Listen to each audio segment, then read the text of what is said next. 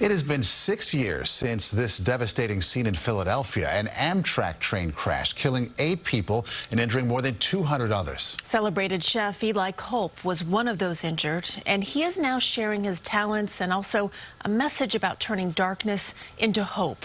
CBS 2's Brennan has his story, new at 11. I lost the use of my hands. Now he maneuvers in a wheelchair. It was like somebody pulled the plug off. Eli Kulp was in the front seat of the quiet car when Amtrak 188, bound for New York City, crashed in Port Richmond, Philadelphia 6 years ago. It catapulted me into the air, and my neck hit the luggage rack. That shock and noise will always stick with me. And in that awful moment, the celebrated chef at the Philadelphia restaurant Fork, who was winning awards and ascending to the top of the restaurant world, was left paralyzed. It was devastating. Devastating. This injury is 50-50, physical and mental. He says he lost his identity that was so connected to teamwork in the kitchen, but that wasn't the worst part.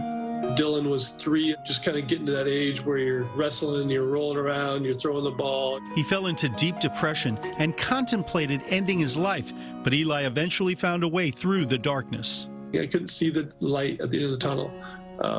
That's a scary place to be. I owe a lot of debt to the people that encouraged me and kept me going. Today, Eli remains involved with his restaurants. He's a partner in High Street Hospitality Group, and in this New York location, High Street on Hudson, James Shield is also a partner.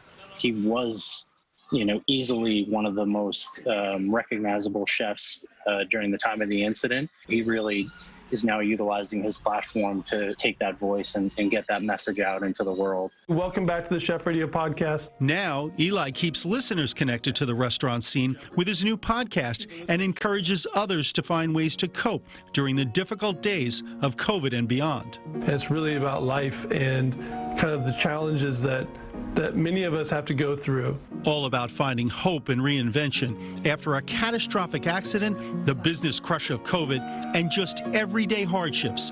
This is Eli's new life. Having the opportunity to maybe help somebody, sort of almost without knowing it, is a positive thing.